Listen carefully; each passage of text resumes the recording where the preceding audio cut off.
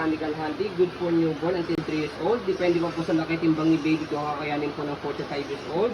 Full canopy po siya, already washed na po siya, ready to use na. Reversible handle, okay? So, and then nahiga po yan, semi-recline, and then nauupo. Ito po yung pinaka-full details niya.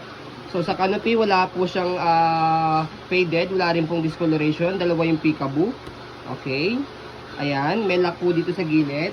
Pagka naka-full canopy. Pag i-fold po ninyo, pwedeng ganyan. Naka-semi canopy. Okay? Pag i-fold, naka-ganyan. Okay?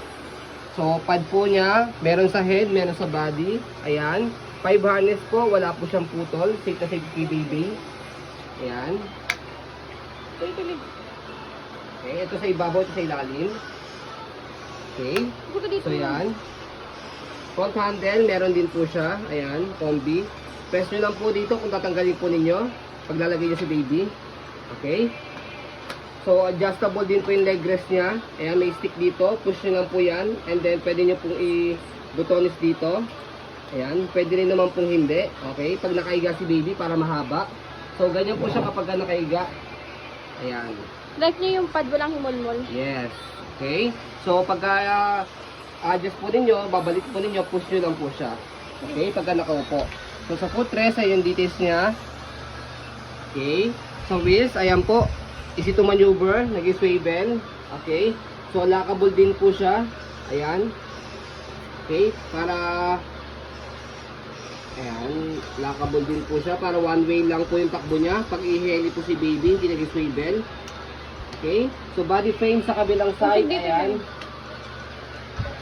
Okay. Ayan.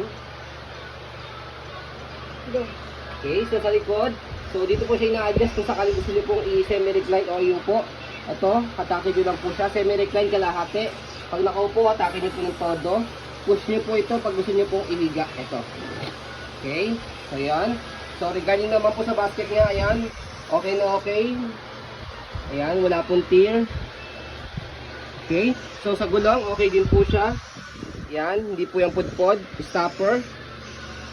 Ayan, okay yung stopper niya. Ayan, naka-stop. So yan yung details ng likod niya.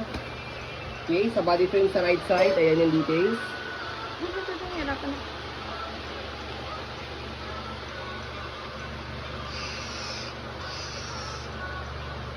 Ayan, combi mechanical handy.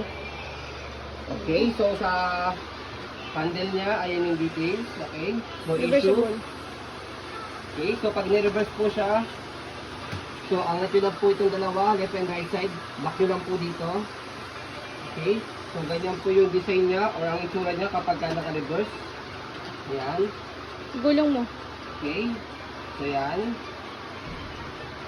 Walang problema pag ginamit po. Gagamitin nyo na lang once na in-case po ninyo. Okay, so kapag piload po siya, balik nyo lang po ulit muna yung handle niya. Okay, so kailangan naka-superior yung canopy.